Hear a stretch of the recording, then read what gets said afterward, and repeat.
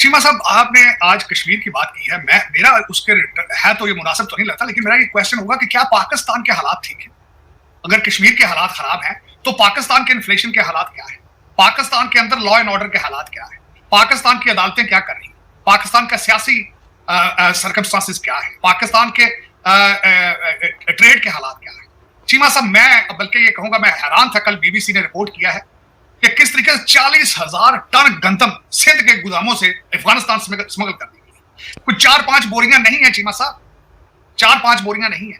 पूरी मशीनरी हुकूमत की इन्वॉल्व है जो अफगानिस्तान स्मगल की है, बिलियंस ऑफ डॉलर की वो गंदम। कितनी तादाद ले रही, कितनी तादाद? अब दूसरा जो कश्मीर के हवाले से अगर जो मैं बात करना चाहूंगा, तो कश्मीरी जाहिर है वो आंखों से अंधे और कानों से बहरे नहीं है कि दूसरे कश्मीर जो जिसको आप कहते हैं मकबूजा कश्मीर, उसके हालात क्या है। वहां पे दुबई की अमार कंपनी आके माल ऑफ कश्मीर बना रही है, दुनिया का सबसे हाईएस्ट ब्रिज बन चुका है, हॉस्पिटल्स बन रहे हैं, क्योंकि उसकी वजह यह है कि आपके बॉर्डर के दूसरी तरफ तो दूध की नहरें हैं। इकानमी उनकी देखें 8.4% पे है। आपको मैं याद कराना चाहूंगा, आपकी इकानमी 1.4%, 1.6% पे ग्रोथ है। तो वो आपका क्या ख्याल, वो खबरें नहीं पढ़ रहे? वो दुनिया, मैंने आज से बड़ा अरसा पहले चीमा साहब आपके साथ ही इस चीज का मैंने खदशे का इजहार किया था कि ये जो कुछ दूसरे कश्मीर में हो रहा है, आप अपने कश्मीरियों को कंट्रोल किस तरह करेंगे? आप किस तरह कंट्रोल करेंगे जब कश्मीर से दूसरी तरफ जो हालात होंगे? आप क्या बताएंगे अपने कश्मीरियों को? लेकिन आपके पास तो आज पाकिस्तानियों को बताने के लिए भी कुछ नहीं है। अगर देखा जाए तो पूरा पाकिस्तानी कश्मीर है इस वक्त। अगर देखा जाए, जिस प्राइम मिनिस्टर को जहाज में बैठे ये ना पता हो कि जहाज में इस्लामाबाद लैंड करना है, लाहौर लैंड करना है, कराची लैंड करना है, अमृतसर लैंड करना है, उसको पता ही नहीं। फिर जो पिछला आपका केयर टेकर प्राइम मिनिस्टर है, वो कहता है बस $1 करोड़ के लिए मुझसे लड़ रहे हो आप। कहता है ये गंदम का स्कैंडल जो है, ये तो चाय की प्याली में तूफान है। कहता है बस $1 बिलियन, बस। वो काकड़ साहब, अगर आपके पास जेब में $1 बिलियन चौक के मुंह से मारो तो क्या चौकों के पार गल लग रही दोबारा मेरे में? पता नहीं कैसे लोगों को, चीमा साहब, जालिम लोग हो आप चीमा साहब। वो कश्मीर के अंदर, अच्छा फिर दूसरी बात, कहते हैं 23 अरब रुपए का वहां पे पैकेज दे दिया गया कश्मीर को। वो जो 23 अरब रुपया कहां से आएगा? कहां से आएगा 23 रुपया? 23 अरब रुपया आपने जो कहा बिजली और रोटी सस्ती कर दी जाए 2 हफ्ते के लिए, उनके सस्टेनेबल तो नहीं ये चीजें। किस तरह कंट्रोल करें? किसी माई के लाल ने आज तक उस 25 करोड़ लोगों में से आपके ग्रास रूट इश्यूज को डिस्कस किया है? लॉ एंड ऑर्डर को डिस्कस किया है? अदालतों की परफॉर्मेंस डिस्कस की है? एक्सपोर्ट को डिस्कस किया है? आपने बच्चों की तालीम पे तवज्जो दी है? चीमा साहब, ये है दर हकीकत। मैं अब आपको क्या बताऊं कि आप किस डायरेक्शन में जा रहे हैं। आज की डिस्कशन क्या होगी, मैं इस पे बात करता हूं। आज क्या कहते हैं जी, हमने यारा त्यारे हम इराक को बेचेंगे तो यार दूध की नहरें चलेंगी। ये नहीं पता वो $1 बिलियन के बिके हैं, पता नहीं वो $1 बिलियन पाकिस्तान आना भी है नहीं आना, क्योंकि इराक के साथ तो दुबई है। इराक के करीब तो दुबई है भाई, जहां आपका $11 बिलियन पहले पड़ा है। और वो जो हथियारे बेच रहे हैं वो चाइना के बने हुए होने, आप यहाँ के तो बने हुए नहीं होने, सिर्फ उनका नाम J-17 है। लेकिन चीमा साहब, दर हकीकत बात यह है कि कश्मीर में इस वक्त आपसे ज्यादा इंटरेस्ट चाइना का है। बल्कि कश्मीर को बचाना भी चाइना नहीं है, क्योंकि चाइना के साथ, उसकी वजह यह है कि चाइना के साथ बॉर्डर मिलते हैं उनके ऊपर। फिर उसके बाद जो उनकी माइक्रोचिप्स एजेंसी, उनकी इंडस्ट्री है सारी, वो उस रीजन के अंदर है। फिर उसके ऊपर वो डैम बना रहे हैं, उनके नॉर्दर्न चाइना का सारा बिजली का इंफ्रास्ट्रक्चर उन डैमों के ऊपर चल रहा है, जो ऊपर वो हमालिया के बना रहे हैं। तो लेकिन आप जो है चीमा साहब, कौमियत के बगैर नहीं चल सकती, नहीं बच सकती। और आज की डेट तक आप पाकिस्तान में इंटरेस्टेड नहीं हो, मेरी इंफॉर्मेशन के हिसाब से। आपकी अदालतें, आपकी सियासत, आपकी हिफाजत, आपकी हर चीज मजाक है। आपकी 4 साल की तालीमी इमरजेंसी सिर्फ एक फोटो आप सेशन के अलावा कुछ भी नहीं, क्योंकि जब तक आप अपने पांव पे खड़े नहीं होंगे, इकॉनमी ठीक नहीं करेंगे, आप आगे नहीं जा सकेंगे। आप पीछे जा रहे हैं, पीछे जाते रहेंगे। मैं आज चीमा साहब पढ़ रहा था, दूसरी खबर आज की सबसे बड़ी यह है कि IMF ने मालदीव को भी चाइना के डेट ट्रैप की वजह से उनको भी वार्न किया है। जब मैं वो खबर पढ़ रहा था, जनाब का कर्जा $125 बिलियन है। आपको कहां से देंगे? आप कश्मीरियों को तो आपने 23 अरब रुपए के ख्वाब दिखा दिया। $125 बिलियन कहां से लाकर देंगे आप? हो सकता है लंदन पड़े, वो लंदन की प्रॉपर्टी बेच के दे दें यार, आपको पैसा तो बहुत है आपके पास। लेकिन चीमा साहब वो नहीं देंगे, आपके गुर्दों पे निशानियां लगी हैं। चीमा साहब, मेरे जो जितने दोस्त हैं, मैं हमेशा उनको कहता हूं गुर्दे बचा के रखो, इधर अस्पताल ना चल जाना, गलती ना होते गुर्दे कर लेना जरूर चीमा साहब। लेकिन देखें, आज कश्मीर का इशू ही नहीं है, इशूज तो बहुत ज्यादा है। आप कश्मीर कह रहे हैं कि कश्मीर का इशू, आप खैबर पख्तूनख्वा के हालात क्या है? गंडापुर साहब ने वहां से कौन कौन सी धमकी नहीं दी? आपकी फेडरेशन को तोड़ने की? कौन कौन सी धमकी नहीं दी? कभी उन्होंने कहा कि हम इमरान खान को उठा के ले जाएंगे जेल से, कभी उन्होंने कहा इस्लामाबाद पे कब्जा कर लेंगे, कभी कहते हैं तुम्हारी औकात है तुम हमसे माफी मांगो, पांव में पड़ो। क्या क्या धमकी उन्होंने आपकी फेडरेशन को नहीं दी चीमा साहब? अगर आजाद कश्मीर एक प्रॉब्लम होता तो मैं आज लाजमी डिस्कस करता कि वाकई इट्स अ बिग इशू, लेकिन इंटायर पाकिस्तान का इशू। मैंने 2 सूबों का तो गिना दिया चीमा साहब। एक तो मैंने आपको बताया कश्मीर में आग लगी है, 4 दिन से लगी कश्मीर में आग। मैंने आपको बताया खैबर पख्तूनख्वा का जो चीफ मिनिस्टर है मुसलसल आपको चैलेंज कर रहा है, मुसलसल चैलेंज कर रहा है, आपकी फेडरेशन को चैलेंज कर रहा है। सूबा सिंध के अंदर से आपके 40,000 टन गंदम जो है चोरी होकर अफगानिस्तान पहुंच जाती है। पीछे क्या बचा है? बलोचिस्तान के हालात आपको पहले पता है। ग्वादर का आपका क्या क्या नहीं हो रहा? ग्वादर कौन से चाइनीज इंजीनियर काफिले पे आज तक हमला नहीं हुआ? पीछे बचा पंजाब। आप देख लें फिर पंजाब में क्या हो रहा है। तो चीमा साहब दर हकीकत जब कौमें तरक्की ना करना चाहते, सिर्फ मजहबी चूरन बेचना चाहते हो, वो सब चढ़ के बोल रहा है इस वक्त आपका जो मजहबी चूरन है आप बेच रहे हैं। आप कोई फूके मार मार के कैंसर का इलाज कर रहा है, कोई बकरे दे रहा है, कोई मुर्गियां जला रहा है। अगर इस तरह कंट्री चलता है तो चलाए आप, जिस तरह चल थोड़ी रहा है, सिसक के मार रहा है। अफगानिस्तान पहुंच जाता है। फिर बलूचिस्तान के अंदर ग्वादर में क्या नहीं हो रहा? कौन से चाइनीज काफिले के ऊपर हमले नहीं हो रहे? तो फिर अगर ये सारा कुछ ठीक होता तो फिर हम आज कश्मीर की बात करते। हाँ, ये जरूर है कि अभी रिसेंट डेज में पहली दफा ये सारा कुछ हुआ कश्मीर। लेकिन चीमा साहब ये आपके लिए एक मैं समझता हूँ वार्निंग है। वार्निंग से मुराद ये है कि ये चीजें कहते हैं जू दवा की मर्ज बढ़ता गया, ये मर्ज बढ़ता जाएगा क्योंकि दूसरे कश्मीर पे लोगों का फोकस है, उधर बहुत ज्यादा पैसा इंफ्रास्ट्रक्चर पे लग रहा है। इलेक्शन के बाद मजीद उनके प्रोजेक्ट्स वहां चलेंगे। अम्मार दुबई का सबसे बड़ा बिल्डर है, they are coming to Kashmir और उन्हें पता है हमने वहां परफॉर्म करके कश्मीर को अगले लेवल पर लेकर जाना है अपने कदम जमाने के लिए। तो वो कर रहे हैं और आप you are losing ground on a daily basis, क्योंकि वजह ये है कि आपके रूलर जो है वो सारे ब्रिटिश, आपकी पॉलिसी मेकर सारे ब्यूरोक्रेट, सब ब्यूरोक्रेट्स के बच्चे लंदन में हैं या अमेरिका टोरंटो में हैं, आपके रूलिंग एलीट सारी लंदन बेस है। तो वो पाकिस्तान को बचाने की सलाहियत ना रखते हैं, ना सोच रखते हैं, ना विल रखते हैं। तो चीमा साहब ये एक बहुत बड़ा लम्हा फिक्रिया है। अब इसमें टसल ये होगी कि पाकिस्तान में से कोई पाकिस्तानी पैदा होगा जो पाकिस्तान बचाएगा। ये ब्रिटिश एजेंट्स नहीं बचा सकते Pakistan. It is beyond their capacity and there thinking process. उनका ये सारे कॉलोनियल पीरियड से आजाद नहीं हो सके अभी तक जो आपको चलाने वाले चीमा साहब। तो ये माजरत के साथ और ये 6 साल का प्रोसेस है, आज का नहीं चीमा साहब। इंपीरियल आर्मी का कॉन्सेप्ट, आपकी सिविल सर्विस का कॉन्सेप्ट, आपकी जुडिशरी का कॉन्सेप्ट। देखिए आज तक मुझे ये बताएं, सिविल, मेरे वाले साहब सिविल प्रैक्टिशनर थे। हर साल अगस्त के अंदर अदालतें आज भी बंद हो जाती हैं क्योंकि उसकी वजह यह है कि भारत से गर्मियों में गोरा जो था वो शिमला शिफ्ट हो जाता था, यहां से मरी शिफ्ट हो जाते थे गोरे। तो आप अभी तक कॉलोनियल पीरियड से गुजर रहे हैं। You are not free people, you don't have capacity, you don't have ability to enjoy freedom. आप फ्रीडम एंजॉय करने नहीं चाहते चीमा साहब, आपको पता ही नहीं फ्रीडम क्या होती है। You are last nation. Originally सबसे पहले तो आपको आइडेंटिटी का क्राइसिस है, फिर आपको थिंकिंग क्राइसिस है, फिर लंदन फोबिया आपको मारे जा रहे हैं, खत्म कर दिया उसने आपकी नस्ल। Your DNA has been changed, altered, corruption has gone into your bone marrow. And जब तक कोई मेजर ऑपरेशन नहीं होगा, मेजर सर्जरी नहीं होगी, गलती गुंजाइश नहीं। डॉक्टर साहब, वो मोहम्मद बिन सलमान जो है वो आ रहे थे लेकिन वो नहीं आए। सुना है वो कहते हैं कि जब तक मुल्क में इंस्टेबिलिटी है हम कैसे आ सकें, और हुकूमत ने गलत डेटें जान के मीडिया को जारी कर दी, हालांकि ऐसी बात ही कोई नहीं थी। और वो तो जापान जा रहा है इन डेटों पे। मजे की बात है 20, 21, 22 को वो जापान जा रहा है, लेकिन हुकूमत ने मीडिया को रिलीज कर दी। डॉक्टर साहब, आपको लगता है कि सऊदीज इस एनवायरनमेंट में इंटरेस्टेड होंगे पैसा लगाने में पाकिस्तान? चीमा साहब, सऊदीज को इन्वेस्ट तो चले हो सकता है, क्या पता है वो भी कोई किसी नशे में घूम रहे हो तो शायद को पैसे लगा दें, वरना बादशाह आदमी तो पाकिस्तान में मुझे कन्विंस करे मैं पाकिस्तान आके पैसे लगा। मैं पाकिस्तानी हूं, I speak Pakistani language, I was born there. मैं विजिट करने जाऊं तो 2 दफा सोचता हूं। मेरे दोस्त यहाँ पूछना शुरू हो जाते हैं, खैर थे आज पाकिस्तान चल रही। चीमा साहब, मोहम्मद बिन सलमान क्यों आएगा? क्या ख्याल है? वो नाक में रोटी का डाल रहा है? चीमा साहब, चाइनीज सी पैक को छोड़ के भाग रहे हैं, वो हथियार छोड़ दिए, डरा उन्होंने फेंक दिए। आपने उनके कोई किडनैप कर रहा है, कोई रैंसम मार रहा है, कुछ आपने उसका सद्देबाज किया? आपने सवाए बयान के आईएसपीआर ने सिर्फ ये कहा है कि ये अफगानी कर रहे हैं। भाई आप क्या कर रहे हैं? अफगानियों ने तो करना है, वो तो आपको काफिर समझते हैं। वो कहते हैं आप तो मुसलमान ही नहीं हो। टीडीपी का क्या मंशूर है? वो कहते हैं इस्लामाबाद पे कब्जा करके शरिया एनफोर्स करना। उनका तो काम है आपको मारेंगे। आप क्या कर रहे हैं? आपने तैयार किए हैं तालिबान। आप ला के इनको इधर सेट करने के चक्कर में थे। अब मेरे शेख रशीद ने कहा था 5,000 तालिबान की फैमिलियां इस्लामाबाद के आसपास सेटल। 6 महीने पहले आपकी पॉलिसी कुछ और होती है, 6 महीने बाद अच्छे तालिबान है, बुरे तालिबान है। आपकी तो सोच ही नहीं ठीक अभी तक, आज तक हुई।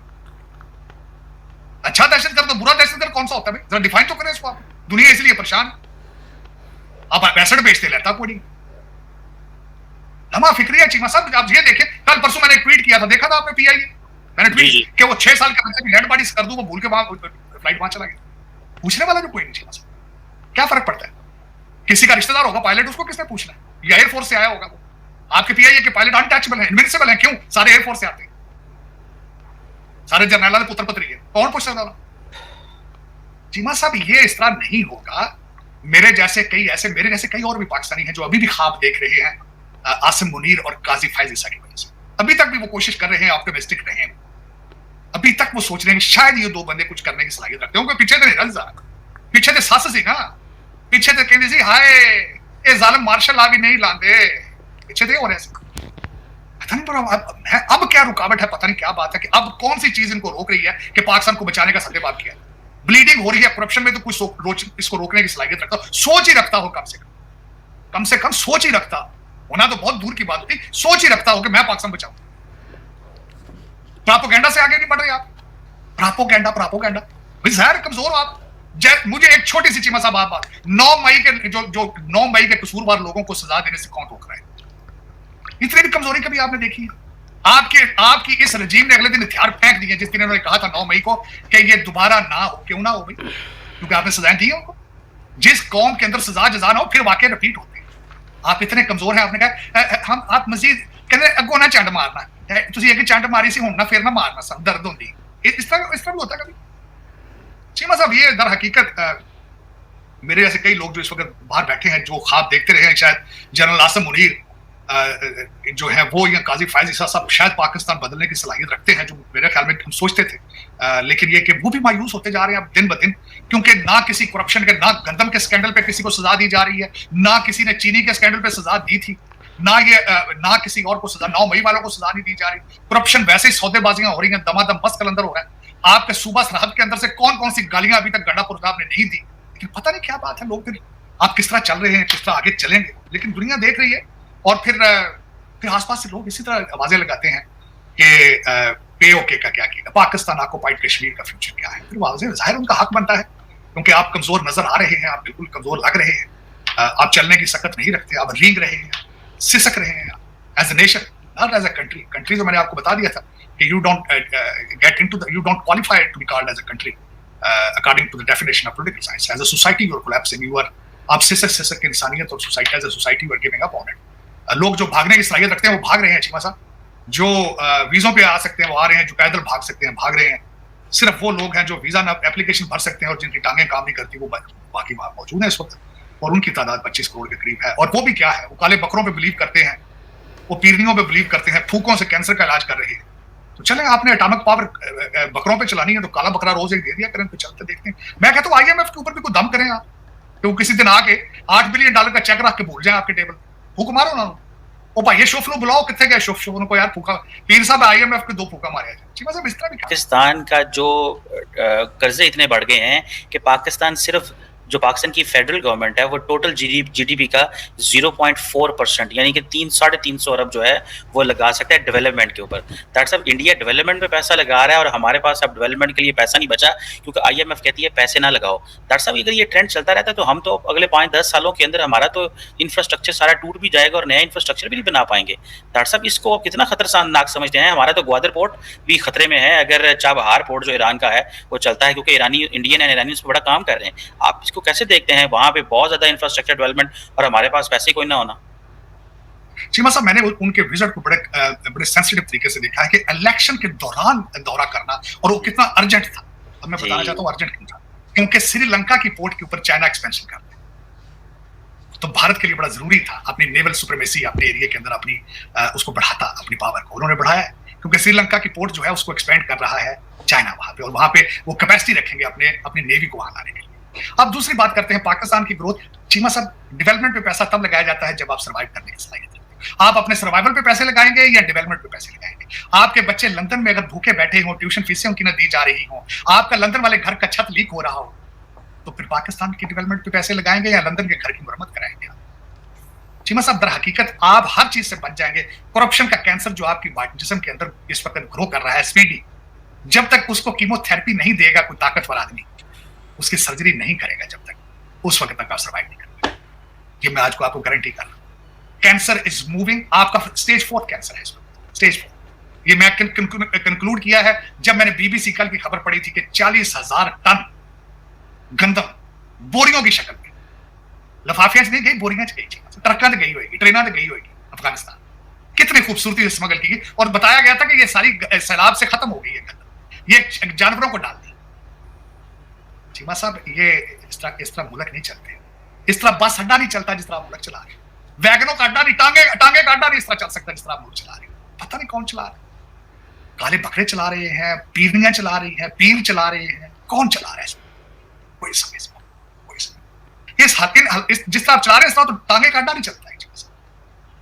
ठीक है, बड़ा बड़ा अफसर आपका इस्लामाबाद जहां माशाल्लाह खास रहते हैं, वहां पे तो हार्वर्ड ऑक्सफोर्ड के PhDs इतने हैं, कैम्ब्रिज के हेटम मार के जब थलो साइट्री निकल होता कैम्ब्रिज तक नहीं, पता नहीं कर क्या पकौड़े बेच रहे ने, गंडेरियां बेच रहे ने, की तल रहे ने, समोसे बना रहे ने, की कर रहे हैं ਤੁਹਾਡੇ ਇੱਥੋਂ ਤੁਸੀਂ PhDs करा के भेजे।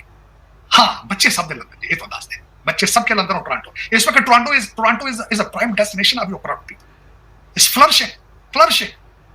मिलियंस डॉलर्स के कैश खा लिए जा रहे हैं टोरंटो, मिलियंस डॉलर्स। मैं अभी रिसेंटली गया था चीमा साहब, मुझे उस फिजा में से आपके खून की स्मेल आती थी टोरंटो से, और दिल से बददुआएं निकलती। मैं कहा जा शाले थोड़े कड़े पानी नास्ते, मैं जित तुसी आए। चलो चीमा साहब, दर हकीकत देखिए चीमा साहब, कश्मीर से बात हम शुरू करते हैं। कश्मीर में हालात पे तो मैं बहुत तबसरा करता अगर सिंध के हालात ठीक होते। मैं कश्मीर के हालात पे तो तबसरा बहुत तफसील के साथ करता अगर अमीन गंडापुर आपका फेडरेशन का साथ दे रहा होता। मैं कश्मीर का साथ तो जरूर देता, Ishaq Dar prime minister, deputy prime minister में होता। मैं कश्मीर का साथ बहुत जरूर देता अगर आपके किसी दूसरे सूबे को ढंग की कोई चीज चल रही, ग्वादर चल रहा होता तो मैं बात करता नहीं। ग्वादर सीपैक बन चुका है, कश्मीर के हालात खराब।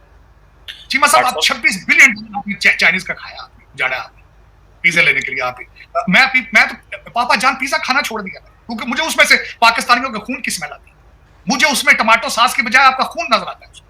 मैंने तो पापा जान का पिज्जा खाना छोड़ दिया। लेकिन आप जालिम लोग हैं, 76 साल से चीमा साहब अपने ही माँ के कपड़े आप फाड़ फाड़ के जश्न मना रहे हैं। कैसी कौम है? डॉक्टर साहब, वो मोहसिन नकवी मुल्क के इंटीरियर मिनिस्टर हैं, कश्मीर में बंदे मार रहे हैं, गोलियां चल रही हैं, वो आयरलैंड में मैच देखने गए हैं। डॉक्टर साहब, ये इस तरह के नॉन सीरियस लोगों को सिस्टम में क्यों लाया गया है?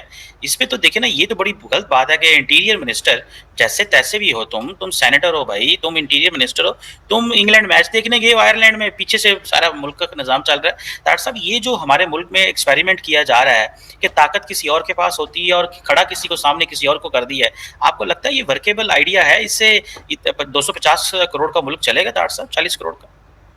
चीमा साहब, वो दर हकीकत चेक करने गए हैं वहां, क्योंकि मुर्शिद पाक ने उनको टाइटल दिया है एज ए उनको टाइटल उन्होंने दिया था, वो ब्रिटिश टाइटल क्या दिया था उन्होंने? Voice right. वॉइस। मुर्शिद पाक ने कहा था, एक हमारे आसिम मुनीर साहब उन्होंने कहा था जंगल का बादशाह, और दूसरे को कहा था he is a voice right. तो वो चेक करने गए हैं कि वॉइस राइट किस तरह क्रिकेट देखता है, कौन सी कुर्सी में बैठ के क्रिकेट का मैच एंजॉय कर सकता है। चीमा साहब, दर हकीकत देखें सारी दुनिया, अब तो खैर लोग आपके वो सोशल मीडिया पे आ रहा है राना सनाउल्लाह को क्यों हरवाया गया था, फॉर्म 47 45 क्या है, गंदम के स्कैंडल में किस किस ने पैसे बनाए हैं, क्यों बनाए हैं, पता नहीं क्या है। चीमा साहब, मेरी तो समझ से बाहर है कि आप खैर मैं तो ये अब कहना भी छोड़ दिया मैंने कि आप मुल्क चल रहा है, चल तो आप नहीं रहे बिल्कुल, इस तरह इसको चलना कौन कहता है। लेकिन चीमा साहब, एक जो नया तूफान आने वाला है, अगला जो 6 बिलियन का जो कर्जा आएगा, आपका कर्जा पाकिस्तान नहीं पहुंचेगा, वो कर्जा तो बाहर से बाहर चला जाएगा, लेकिन जो टैक्स IMF लगाएगा आपको, उन्होंने पहले ही आपको उन्होंने बना के प्लान तो भेजना शुरू कर दिया है आपका कि आप फला चीजों के ऊपर टैक्स बढ़ा दें, मुलाजम पेशा लोगों के ऊपर टैक्स बढ़ा दें, लोगों के सिम कार्ड जो है वो कैंसिल कर दें। अब सारे पैकेज तो उन्होंने बना के भेज दिए। अब जब इन्फोर्स किया जाएगा तो फिर क्या होगा? फिर उसके बाद आपके जो मुलाजम पेशा लोग, आपकी सोसाइटी के अंदर एक अनरेस्ट, क्राइम किस तरह बढ़ेगा, जो शराफत को टूटी फूटी बची है उसका क्या होगा? मैं तो उन चीजों को देख देख के खौफ आ रहा है मुसलसल कि हाउ यू मूविंग फॉरवर्ड, आप किस तरह जा रहे हैं आगे। दर हकीकत चीमा साहब, आप जिन लोगों की बात कर रहे हैं, जो आप मोहसिन नकवी साहब, उनकी आमदन जो है वो डॉलरों और पाउंडों में है। उनके पता नहीं कितने चैनल हैं जो चल रहे हैं उनके। मैंने उनका पोर्टफोलियो पढ़ा था उनका, वो तो बड़ा he is a very rich person. वो तो उनके सेहत पे क्या असर पड़ता है इस वक्त? आपको पता है आपकी रूलिंग एलीट के अपने जहाज हैं, हो सकता है खलोते ठंडा हो गया, उन्होंने कहा यार चलो स्टार्ट करिए, इंजन ठीक कर रहा है, चलो इंग्लैंड चले। चीमा साहब, मैं कई लोगों को जानता हूँ जो दुबई हर वीकेंड पे पाकिस्तान जाते हैं, बच्चे उनके सबके दुबई। कई लोग ऐसे हैं जो पाकिस्तान में 5 दिन रहते हैं, हर फ्राइडे को दुबई चले जाते हैं। तो चीमा साहब, दर हकीकत यही एक मसला है आपका, क्योंकि you are ruled and managed by foreigners. जिनका पाकिस्तान के साथ, मैं हमेशा आपको कहता हूँ कि लोग कैरी ऑन के साथ आते हैं, पाकिस्तान सूट केसों के साथ वापस जाते हैं। तो ये और पता है आपको सबको पता है। मैं बल्कि समझता हूँ you are very intelligent nation, very intelligent. देखिए $11 बिलियन तो दुबई आपने लगा दिया है। देखिए कितने आप मैथ में तेज हैं आप लंदन देखें आपने किस तरह, आधा लंदन आपका है, टोरंटो है। ये मजाक थोड़ी, इतने $1 बिलियन के फ्रॉड करने आसान थोड़ी। Only intelligent people can do it, only intelligent people. काश कि यहाँ का आपका आवारा लौड़ा लपड़ा भारत की तरक्की को सीखना शुरू कर दिया, उनके अखबार टीवी देखना शुरू कर दिया, गाने सुन के सिद्धू मूसेवाले के गाने छड़ के किसी वेले देख लो इंडियन इंस्टीट्यूट ऑफ टेक्नोलॉजी किस तरह चलते हैं, कोई शर्म करो। लेकिन वो पता नहीं फिर उस तरफ नहीं जाना। वो हमारे जैसा बंदा उधर जाए कहते नहीं जी हम तो जिहाद करेंगे, कहते सारी डेस्टिनेशन अफगानिस्तान है। तो उनके गाने सारे सिद्धू मूसेवाले सुनने बैठ सुबह शाम बॉलीवुड किसी शादी में चले जाए आप, इस तरह लगता है जिस तरह इंडिया में शादी हो रही है। हर गाना इंडिया का ला के नच रही थोड़ी नेशन सारी जेड़े और जितने, और शाम को बैठे सारे पीटीए के वर्कर होंगे, शामी बैठे मुर्शद कर रहे होंगे उत्थे, सारे जेड़े भैन भरा नच रहे होंगे इंडियन गाने। ये चीज़ इस तरह, this is not how the nation. Jinnah चेर तुसी जब तक मैंने कहा कि आपको मेजर कोई आके कार्डियोलॉजिस्ट सर्जरी नहीं करेगा, आपकी चारों की चारों आर्टरीज ब्लॉक है इस वक्त, चारों की चारों, आपकी चारों आर्टरीज के अंदर डॉलर फंसे हुए। वो कार्डियोलॉजिस्ट को आके जितना अरसा उसका ओपन हार्ट सर्जरी नहीं करेगा, मैं समझता था काजी हमारे जो आसिम मुनीर साहब है, is a very famous cardiologist, मैं समझता था, इसे एक्सपेक्ट कर रहा था, लेकिन लोग बेचारे नहीं, उनके वो एस्प्रिन देख के साइड पे बैठ गए, कहते हैं बेबी एस्प्रिन खा लें शायद फर्क पड़ जाए, लेकिन ये तो चारों आर्टरीज ब्लॉक है। तो जैसे कि आपने क्लिप में देखा कि कश्मीर जो है भाई साहब वो जन्नत बन चुका है बीजेपी के दौर में, क्योंकि बीजेपी ने धारा 370 हटाकर वहाँ पे टूरिज़्म को बढ़ावा दिया है भाई साहब। और 370 हटने से भाई वहाँ पे आतंकवाद का सफाया हो चुका है, वो भी बहुत अच्छे तरीके से हो चुका है भाई साहब। मतलब कि भाई मतलब कि 80 to 90% जो भी मतलब कि हमले होते थे भाई साहब, आतंकवादी गतिविधि होती थी कश्मीर के अंदर, वो सारी समाप्त कर दी है प्राइम मिनिस्टर नरेंद्र मोदी ने। जिस दिन 370 हटाया गया था उस दिन भाई साहब कश्मीर के बड़े बड़े जो नेता थे, जो कि भाई साहब मतलब कि दावा करते थे कि भाई साहब हम कश्मीर को आज़ाद कराएंगे, ये कराएंगे, वो कराएंगे, बड़े बड़े मतलब कि भाई साहब देश विरोधी बयान देते थे, उन सब को भाई साहब नज़रबंद कर दिया, ठीक है। और पार्लियामेंट में भाई क्या बोलते हैं, जो हमारे होम मिनिस्टर हैं, ठीक है, अमित शाह जी, उन्होंने भाई साहब बिल पेश किया और प्राइम मिनिस्टर नरेंद्र मोदी जी के नेतृत्व में 370 धारा हटाई गई। और भाई साहब ये ऐतिहासिक दौर था, भारत का एक ऐसा ऐतिहासिक कदम है जो कि भाई साहब भारत को मतलब कि और भी ऊंचाइयों पर लेके जाएगा। क्योंकि भाई साहब कश्मीर से जो भी मतलब कि भाई जो आतंकवादी गतिविधि होती थी उससे भाई साहब बहुत ज़्यादा नुकसान होता था भारत को, और भारत को बहुत बड़ी फौज अपनी जो है उसकी बड़ी टुकड़ी कश्मीर में दाखिल करनी पड़ती थी, 2 से 3 लाख फौजी वहाँ पे लगाने पड़ते थे, क्योंकि भाई वहाँ पे कश्मीर में मतलब कि बहुत ज़्यादा आतंकवादी गतिविधि होती थी, जिसकी वजह से भाई साहब मतलब कि इकनॉमी पूरी ठप पड़ चुकी थी वहाँ की। जो मतलब कि जो छोटी छोटी दुकानें लगाते हैं, ट्रेडी वगैरह लगाते हैं भाई साहब, ठीक है, होटल चलाते हैं, मतलब कि भाई जो गाड़ी चलाते हैं भाई साहब, जो सवारी गाड़ी चलाते हैं, उन सबको बड़ी दिक्कत होती थी भाई साहब, मतलब कि भाई बहुत ज़्यादा दिक्कत होती थी। लेकिन भाई अब कश्मीर भाई टूरिज़्म का हब बन चुका है भाई साहब, ठीक है। भारत के अलग अलग स्टेट के लोग भाई साहब कश्मीर स्टेट में जाते हैं और भाई वहाँ पे जाके भाई ख़रीदारी करते हैं, घूमते हैं, फिरते हैं, होटल में रहते हैं, गाड़ियों में घूमते हैं भाई साहब, ठीक है भाई साहब। हर चीज़ में कश्मीर को मुनाफा होता है और भाई साहब एक तरीके से भाई भारत को ही मुनाफा हो रहा है एक तरीके से, ठीक है भाई साहब, क्योंकि भारत की इकनॉमी में मतलब कि भाई साहब ये गतिविधि चल रही है, भारत की इकनॉमी बूस्ट हो रही है, ठीक है। मतलब कि कश्मीर को मतलब कि कश्मीर का जो मुद्दा है ना, कश्मीर का मुद्दा भाई साहब इतना चला रखा था ना भाई साहब कांग्रेस पार्टी ने, मतलब कि सॉल्व करने के रोल में कभी जाते नहीं थे कि सॉल्व कर दें भाई साहब, इस चीज़ को सॉल्व कराया नहीं गया भाई साहब इन पर, ठीक है। क्योंकि भाई साहब ये बस गोली देते रहते थे कि भाई साहब ठीक है ये कश्मीर में हो रहा है, ठीक है, हम ये कर देंगे, वो कर देंगे, नहीं करेंगे, ये करेंगे, भाई साहब ये कभी करने के मूड में थे ही नहीं। लेकिन बीजेपी ने अपने मैनिफेस्टो में लिखा था भाई कि धारा 370 हटाएंगे, श्री राम जी का मंदिर बनाएंगे, ठीक है, 3 तलाक पे कानून लाएंगे, ठीक है, और भी बहुत बड़े इतिहास, और सीए पर कानून लाएंगे। सीए कानून लागू हो गया भाई साहब, जो भी नहीं हुई, वरना पता नहीं कैसे कैसे प्रोटेस्ट करवा रहे थे कि भाई साहब ये हो जाएगा, वो हो जाएगा, मक्खी तक नहीं मरी। और भाई साहब दूसरी तरफ किसानों के लिए भाई साहब हमारे जो किसान है भाई डायरेक्टली अपनी फसल को बेच सकते थे भाई साहब किसी भी कंपनी को, किसी भी मतलब कि प्राइवेट सेक्टर में जाकर खुद से, उन्हें उन्हें भाई सरकारी मंडी में जाकर अपना मतलब कि अपनी फसल का दाम लगाना, मतलब कि भाई साहब जो दाम सरकार तय करती थी वो ही लेना पड़ता था किसानों को। लेकिन भाई मोदी सरकार इतने अच्छे कानून लेके आई थी जिससे भाई साहब कश्मीर जो वो किसान जो है वो अपने फसलों को मतलब डायरेक्टली क्या बोलते हैं सरकार को भी बेच सकता है और कंपनीज को भी बेच सकता है। ठीक है भाई साहब, इसमें कोई भी वो नहीं था, मतलब कि किसान तय करेगा कि भाई साहब किस रेट पे बेचना है। कितने अच्छे तो कानून थे, लेकिन भाई उसको हटा दिया गया। और उसके बाद भाई साहब मतलब कि भाई कुछ चीज़ अच्छी होनी चाहिए तो कुछ अच्छी चीज़ होनी जाती है भाई भारत में, तो भाई प्रोटेस्ट करने लग जाते हैं। प्रोटेस्ट भाई ये आंदोलन जीवी जो है ना, प्राइम मिनिस्टर नरेंद्र मोदी ने एक बार भाषण में बोला था कि आंदोलन जीवी जो पैदा हो गया ना भारत के अंदर, ये भारत के लिए बहुत बड़ा खतरा है। क्योंकि भारत के अंदर अगर कोई भी गतिविधि होती है और भाई साहब कोई भी मतलब कि नए कानून बनाए जाते हैं तो ये आंदोलन जीवी आ जाते हैं भाई साहब, अपना मतलब बोरिया बिस्तर लेकर और भाई साहब आंदोलन करने लग जाते हैं। तो भाई ये भारत के लिए ना बिल्कुल सही बात नहीं है। ठीक है भाई साहब, हर चीज़ में अगर तुम यार आंदोलन करने लग जाओगे भाई, मतलब ये कोई अच्छी चीज़ हो रही है भाई साहब उसमें तुम आंदोलन करने लग जाएंगे तो ये भाई भारत के लिए अच्छी नहीं है। भारत को आगे बढ़ना है भाई साहब, डिजिटलाइजेशन करनी है, ठीक है, टेक्नोलॉजी में आगे बढ़ना है तो भाई साहब बदलाव करने पड़ते हैं भाई साहब, थोड़े बहुत बदलाव करने पड़ते हैं। लेकिन भाई साहब आंदोलन जीवियों ने मतलब कि वो सब कुछ चीज़ कब्जा कर रखी है। तो खैर कश्मीर की बात होती है, कश्मीर में तो भाई मतलब कि मोदी जी ने बहुत अच्छा कर दिया है। ठीक है भाई साहब, कश्मीर ही नहीं भाई साहब पूरे भारत में बीजेपी की सरकार आ चुकी है भाई। ठीक है, और भाई पूरे कश्मीर से लेके कन्याकुमारी तक मोदी हो रहा है। क्योंकि भाई साहब प्राइम मिनिस्टर नरेंद्र मोदी जिस तरीके से स्ट्रेटजी बनाते हैं ना, मतलब कि चुनाव जीतने की भाई साहब, चुनाव में लड़ने की भाई साहब, वो काबिल तारीफ़ है भाई साहब। मतलब कि अपोजिशन तक भाई साहब तारीफ़ें करती है भाई प्राइम मिनिस्टर नरेंद्र मोदी की। हालांकि वो मतलब उस तरीके से तारीफ़ नहीं कर सकती है कि भाई साहब, लेकिन भाई वो जानते तो हैं ही कि भाई साहब प्राइम मिनिस्टर नरेंद्र मोदी ने कैसे मतलब कि भाई साहब राहुल गांधी को तो भाई साहब कोई पूछता ही नहीं है भाई साहब। ठीक है, राहुल गांधी भाई साहब कुछ समझता ही नहीं है। राहुल गांधी मतलब कि इन्होंने मिलकर इंडिया अलायंस बनाया था भाई मोदी के खिलाफ। ठीक है, और मतलब कि फाउंडर कौन था, फाउंडर थे नीतीश कुमार जी।